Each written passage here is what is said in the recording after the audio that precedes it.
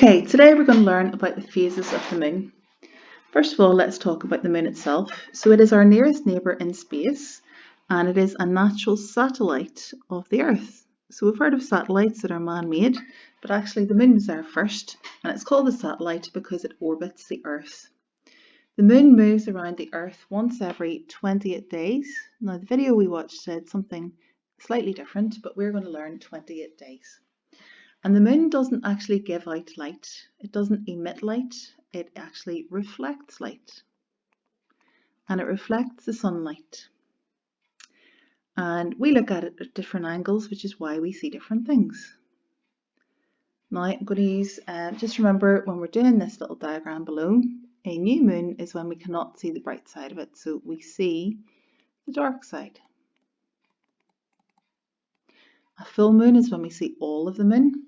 And while the moon is growing or getting bigger, we say it's waxing. And while the moon is shrinking or getting smaller, we say that it's waning. So first of all, let's just remind ourselves that this is the sun over here. And the light is coming in from the sun. So that means that the moon will have sunshine on the side that is closest to the sun. Okay, so that is sunshine. And the Earth is exactly the same. Doesn't matter what angle the axis is at, half of the Earth is in the sunshine, half of the Earth is in the darkness. So therefore we can also draw a similar vertical line where the half of the Earth that is closest to the sun is in the sunshine, and the half that is furthest away from the sun is in the darkness. Okay, and it's the same the whole way around for the Earth and for the moon. Okay, let's talk about the moon itself. Well, the moon orbits the Earth in an anti-clockwise direction. So the same way that the Earth spins anti-clockwise and all the planets rotate about the sun anti-clockwise, the moon also spins around the Earth, orbits around the Earth in an anti-clockwise direction. And that's important. Now, we're going to start over here. And I'm going to draw in a moon figure here. If we were here on the Earth and we looked up at night to the moon, then all we could see would be the dark side of the moon. So therefore, actually, we can't see the moon at all. So the moon just looks dark. Okay. Then, a little while longer, if we looked up into the sky, we would see a little bit of the light, but mostly the dark side of the moon. So therefore we have what is called a waxing crescent. And most of the moon, that we see, is in darkness. It's still half in darkness and half in the light, but what we see is mostly the side that's in the darkness and just a little bit of the side that's in the light. Then, when we get into the first quarter of the month, we see a half moon. Because whenever we're here on the Earth, remember the Earth spins every 24 hours. That's why we have day and night. That's why sometimes we can see the moon and sometimes we can't see the moon. But if we were here and we looked up into the sky, we would see some of the light and some of the darkness, and it would be about equal amounts. So that's why at this stage, a quarter of the month in, we have what's called a half moon, where half of it is in the light and the other half is in the darkness. Okay, little while longer, we look up into the sky and we see mostly the bit that's in the light of the moon, but a little bit of what's in the darkness. So we're still waxing because the moon is still growing, but we see a little bit of darkness, but mostly we see the light side of the moon. And that is called a waxing gibbous. And gibbous is kind of like that 3/4 size of the moon.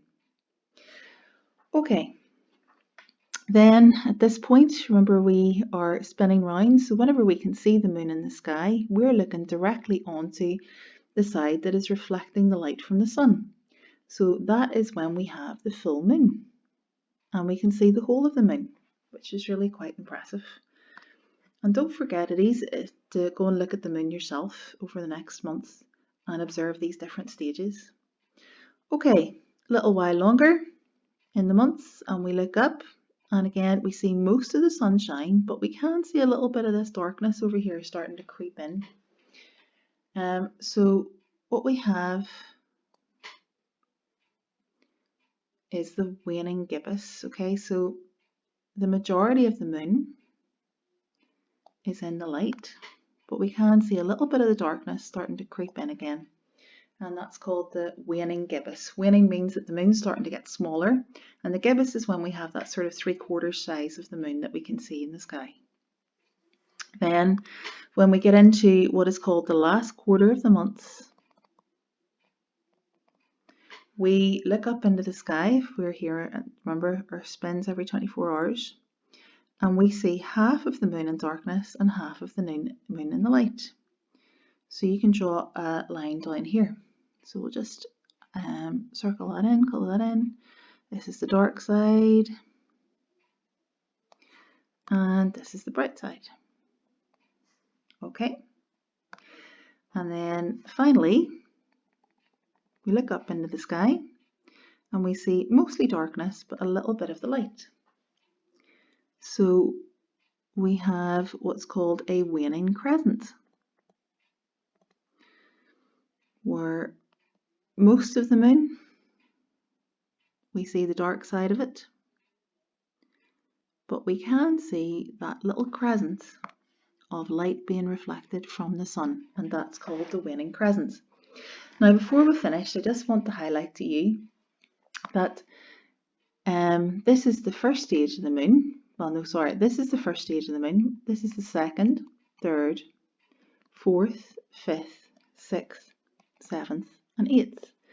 And sometimes they will actually get you to complete a diagram that looks a bit like this. So the first stage should be 8 stages, 8 moons. So the first stage is when you can see nothing. The second stage is when you can see a little quarter, a little crescent, and then we've got a half, and then we've got the gibbous.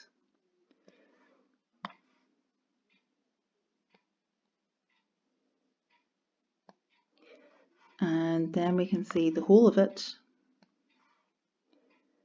Then we can see a gibbous, but on the other side. And we'll talk about that in a minute. And then we see the half moon in this third quarter. And then finally we see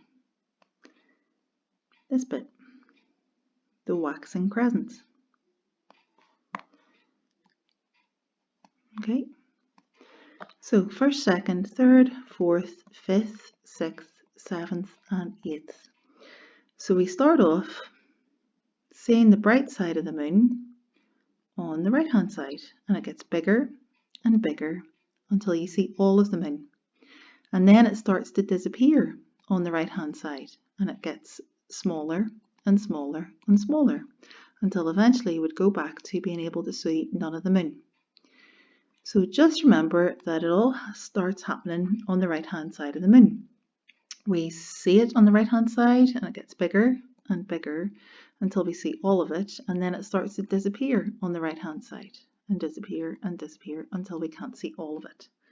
So everything starts to happen on the right hand side. Now I'd like you to use that information to complete this diagram here. Thank you.